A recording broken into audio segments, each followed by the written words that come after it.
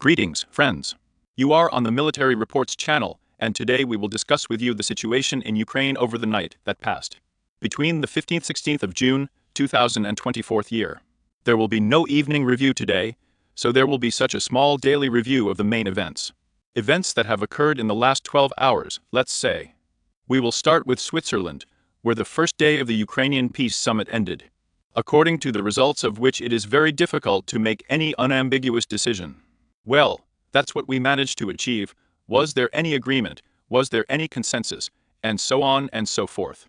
The only thing that can be said for sure is that everyone is now waiting for the second summit. Because before the summit, let me remind you, Putin made his contribution to this summit, saying that it was necessary in order to end the conflict in Ukraine. And then, of course, everyone started talking. Let's have a second summit soon, but with the participation of Russia. What we are discussing now, in principle, does not matter at all. Of course, there were attempts to build something there, to do something, and for sure something was succeeded, something was achieved. And of course, according to the results of the first day, it was possible to sign a certain communication, which contains the main paragraphs, some basic principles of this possible future peace agreement, and the positions of Western countries, let's say, in this conflict. And the main points are the restoration of control, first of all, at the Zaporozhye nuclear power plant by the APU. The second point is access to the Black Sea, access to the Sea of Azov, and calm trade, without destroying ports, ships, and civil infrastructure. The third important point, of course, is the exchange of everyone for everyone. And of course, among other things, here in this communication, it is called and stated that it is impossible to attack other countries. It is impossible, say, to violate the integrity of all states, and so on and so forth. In other words, this is some kind of position of the first day, let's say, from the World Summit in Switzerland. How the second one will end, and of course we will observe prices. Then we are moving with you to the line of combat contact. We will start with you in the Sumy region, where news continues to arrive that the evacuation continues. The preparation of the direction continues before a possible offensive from the Russian side. Whether it will be an offensive from the Russian side when it starts is unclear, but the Ukrainians are making some kind of preparation. Now we will move with you to the Kharkiv direction. A lot of interesting information continues to arrive here, very interesting shots, of course, from Severny Volchansk. As you can see, we have updated the map. I repeat once again, we will discuss this repeatedly. There are 2 points of view, it is very important to understand them. I repeat once again, the pro-Russian side, if it is more accurate, the grouping of troops of the north continues, let's say, conducting a sweep of northern Volchansk, squeezing out a position in the USU. According to their information, the main fighting is now underway in the area of the Volchansk aggregate plant. It is here that the main assault events are held. We have discussed this repeatedly. Today, as you can see, we have updated the map. Here we have the first geolocation of Volchansk itself, confirming that yes, Russian units are indeed located on the territory of this industrial zone. Also, the North Group of Troops reports that Ukrainian units have made a large number of attempts to transfer reinforcements from southern Volchansk to the north over the past day. However, there is such a barrier as the Volcha River, and, of course, all transfers of equipment and personnel are associated with high risks and colossal losses. And the North Group of Troops reports that during the next such sprouting, let's say all these sorties over the past day, up to 60 personnel were lost in the process of transfer alone, and in general, the intensity of these events was reduced in the evening. In other words, let's sum it up again. Fighting is underway according to the Russian side, pro-Russian sources, almost an official source. The situation here is absolutely stable. The work is carried out, of course, on a daily basis. The situation is difficult, but there is a gradual progress in the Volchansk aggregate plant. If we follow the Ukrainian sources, they describe the situation a little differently. The Ukrainian side confirms the presence of Russian units in the Volchansk infantry plant, but they specify that these units of the Russian army are in training, well, that is, surrounded. That is, during the first days it was possible to enter. After a series of counterattacks, Russian units were cut off, let's say, from the mainland. But here, of course not. We don't have there. We don't know what's going on there. It is your right to take a position, who in your opinion is telling the truth, who may be lying somewhere. But our map, let's say, says that there really is most likely a small corridor, with the help of which there is a supply of the grouping of Russian units of Volchansky. Here it most likely goes along Pushkin Street, and let's say that Taras Shevchenko Street is most likely here. Perhaps Heroes of Chernobyl Heroes, then Pushkin Street, and already here there is a supply going through Pushkin Street. Of course, we must clearly understand with you that this territory is naturally under fire and controlled by drones in the forest.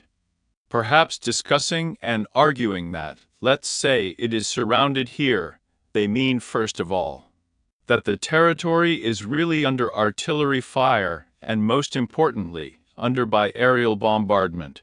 And it is precisely the components of aerial bombing that I would like to discuss with you in detail. As you can see, there are 3 geolocations published by the Ukrainian units. And here are 3 of these 3 mushrooms, 3 explosions. Let's discuss each one. Let's start with the one that shows exactly the situation, confirming that the Russian units are located inside the Volchansk aggregate plant. Here is a building, it is gelated, and 3 American Gu-39 hide-bomb units, or small, let's say, guided bombs arrive on it.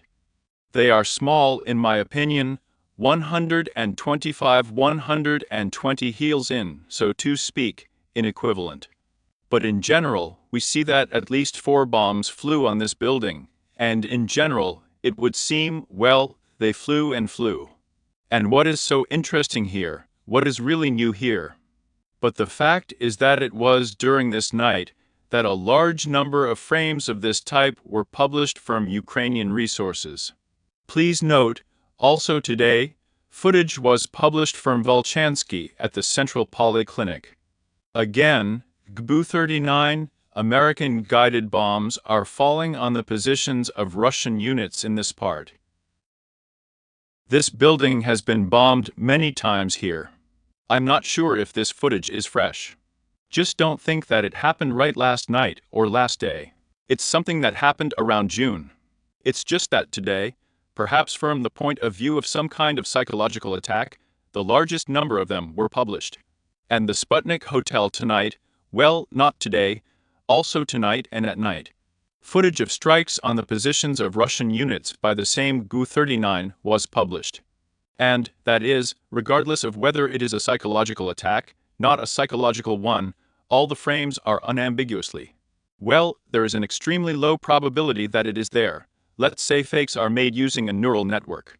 That is, for sure, such events really took place during the battles for Volchansk. Perhaps not all in one day, perhaps stretched over time. But the bottom line is that if we summarize, that we really see the advance of Russian units, and also we see in this part of Volchansk the massive use of guided bombs by Ukrainian units Gu-39. And here it is important to note the following, that they are not, as it were, launched by catapults, right? Not, let's say, not up to the 20s are fired. This is aviation. This is definitely aviation. And based on the information in open sources, these bombs could strike with these bombs can F-16th. But they are not yet on the territory of Ukraine, at least, open sources. And also these bombs can launch MiG-29. And most likely the strikes are carried out from the airfield near Poltava. Well, it's like the shortest distance there, and so on and so forth. And even if we calculate with you the possible distances from Poltava to, say, southern Lupus, of course, these bombs have some other distance. It is not necessary that they are launched directly on Volchansky himself, that is, guided bombs. 190 kilometers plus or minus, they may be flying out of the Kharkov area somewhere. Here, of course, the question immediately arises, what exactly is mass use? A large number of frames. For the last 24 hours, from the information we received from open sources, Russian units mainly struck at Starokonstantinov. According to Starokonstantinov, the airfield of the possible basing of the Su-24th, capable of striking the Stormshed, may have been struck by the same MiG-29th, which is capable of striking with the help of the GU in Volchansk. But in any case, this is a problem. This is a problem, for sure, that the Russian leadership is now trying to figure out how to reduce and minimize strikes with this type of weapons on the positions of Russian units, since we see that indeed, most likely it's like, well, it's a game that, as we see, two sides can play. Not only Russian units can strike at the positions of the armed forces of Ukraine with the same ATOBs, 1,500, 500, 250, we see that Ukrainians are gradually increasing the use of this type of weapons, at the expense of Western supplies. Well, let's see how the story ends next. And before we move on, of course, it would still be necessary to pay attention to a very interesting report. Also published is the grouping of troops north about the situation in the Volchansk direction. We have repeatedly discussed with you that a counterattack from the Afu is about to begin according to the Howell North grouping. And in general, the approach, at least initially, the approach to this counterattack, was tried to be organized more or less intelligently, let's call it that, in the sense that they decided, let's say, the Ukrainians took into account the mistakes of the 23rd year, according to the grouping of troops north, and decided not to immediately throw into battle, as it was in the 23rd year of the 47th, which was thrown by the very first along with the Leopards. It was just unwound, even she didn't get to work, in my opinion. They're right in near the new Danilovka, and was all destroyed with a lot of equipment. Now there is a decision being made. It was decided to probe the defense of Russian units by sending a thermal defense to understand where the weakest places are and where then you can try to attack these weak points. We remember with you that at first there were attempts to attack Gluboko, there from the west, from the east. There were some military actions in the area of Zeleny. So far they have not been crowned with anything. They have not brought any result. There were attempts of fighting in the area of Staritsa-Bergovatka, and, of course, attempts to counterattack in eastern Volchansk. But the fact is that the attacks of the defense forces and, say, low-skilled Ukrainian infantry were probed, and the main forces were concentrated in the second echelon. And now it is reported by the grouping in the north that while the second echelon of the more experienced from the 36th to 82nd Brigades were waiting for the order to start attacking weak points, the Russian units simply leveled these second echelon with the use of aviation, with the use of bombs. And by the time it was already possible, perhaps, some weak point was found, there was no one to attack, and, in fact, the counteroffensive attempt was finally thwarted. And in general, the summit in Switzerland is already starting for the second day, so there is no point in counterattacking as such. Perhaps the Ukrainians did not initially plan to counterattack, it was just some kind of psychological attack in order, perhaps, not to slow down the Russian command slightly, the Russian units, so as not to take risks, not to go on assaults, but to protect the personnel as much as possible. And thus, of course, this led to a slowdown in progress on Earth as well. We continue to receive footage of the destruction of Ukrainian logistics in the North Ukrainian direction. In a daily format, more and more shots of the application on the crossings are published. Now it's even difficult to understand cleanly, these are old frames, new frames. It's just like it's a psychological operation. It's hard to say, here's another blow to the bridge, but they've been killing on this bridge, in my opinion, since 2023 every week. I can't even tell if it's new footage or old. In rummaging through the archive, perhaps we will someday later. But in any case, counter-battery duels are being conducted, Ukrainian artillery is being destroyed, bridges are being destroyed, forest fields are being destroyed. Getting ready. The direction of a large-scale offensive is being prepared. In principle, it is already being conducted here. This is a large-scale offensive. But since the losses are extremely high, according to the Ministry of Defense of the Russian Federation, according to any marks on the ground, it is worth noting the incoming information about the further advancement of Russian units in the line between Sinankova and Petropavlovsk. The final real results, well, we have no information where we managed to get to. It is simply noted that an additional 500 meters managed to access it in this direction. It is unclear exactly where they were stopped. Then we are moving with you immediately to the Avdiivka direction. For all other sections, there is not such important information. Here on Avdiivsky there are some interesting, let's say, moments. And we will start with you from Novaya Alexandrovka, where Russian units continue to expand the control zone. According to the latest data, the control zone is expanding, let's say, both to the north and to the south. Here we have a new Alexandrovka completely painted in red, which confirms the presence of geolocations confirming control. And there are two territories without confirmation. In other words, the zone flickering in front of your eyes on the screens is to the north. It turns out that Novoalexandrovki. According to information from pro-Ukrainian sources, the Russian unit is moving in this direction, expanding the control zone. But last week, there was information about the expansion to the south, but so far without geolocation. But most likely it is. There is an expansion with the main task so far, at least in the southern direction, to collapse, say, the lid. In the northern Yevgenyevka of the Sunrise of the Falcon, where assault operations are already underway in the area of the Falcon. In the direction of the main stronghold in USU in this area. A big spring, as you can see. Because of him, assault operations are now underway. This information is also confirmed by pro-Ukrainian cartographers. In the near future, most likely, the battle for this support will end. And then we go with you to the area of Yasnobrodovka. There is also information from various cartographers that during the fighting, Russian units established control and, in fact, completely surrounded Ukrainian units located in the settlement of Yasnobrodovka. That is, there is no longer any possibility for evacuation as much as possible. Of course, we are not talking about tens or thousands of soldiers from the AFU. Well, perhaps a couple of dozen have now been permanently blocked by the weight of Nabrodovka, and most likely will be forced to surrender in the near future. In the South American direction, there is a large number of shots of counter-battery fighting, artillery duels. And again, everything is developing as much as possible in favor of the Russian army. The 238th Guards artillery here, of course, causes great significant damage and damage to Ukrainian units. In general, this is all news on the contact line. The only thing that is still worth noting, of course, and understand that yes, the first one passed. Let's go back to the summit, to the negotiations. The summit was held.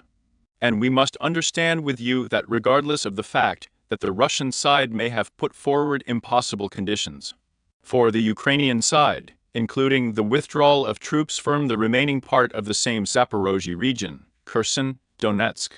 These are, well, for Zelensky, for the political elites, these are suicidal, let's say, demands. Impossible. They will never go for it in their lives, that they understand how it is black for them, how it will end for them. But on the other hand, the proposals put forward at the peace summit for Russia are withdrawal from the Zaporozhye station, access to the seas, and, well, other points also do not look very convincing and extremely feasible. But in any case, despite the fact that so far at this point, it has not been possible to find common ground, one thing is clear. That this year, most likely, there is an extremely high probability that the special military operation will be completed by negotiations. And here it's not even that Russian units will be able to break through the defense and reach almost to Lviv. This is unlikely to be done within a year. But we all clearly understand that Ukraine's energy system has been destroyed as much as possible. And for sure there are still points where there is an opportunity to beat from the Russian units. It is already being talked about what kind of information runs that during the winter, Ukrainians will have light for 4 to 5 hours a day. But imagine, December, you have light for 4 or 5 hours. In the cold -35, and you have, well, 4 hours a day warm. But that's not possible. It won't be possible. This will lead to, and naturally, it is now being talked about, What will really happen in winter, we do not know. Perhaps the light will be on for 2 or 3 hours. Well, imagine -30, and you have 2 or 3 hours of light. This will lead to only one thing: mass migration of the entire population of Ukraine to Europe. He will stand on the border, try to storm it in order to escape, to get at least somewhere in the slightest normal suitable conditions for life. And this will simply force the negotiation process to begin in the end. And this is perfectly understood from the outside, from the Russian side. And this is perfectly understood by the Ukrainian side. Therefore, before the start of the possible negotiation process,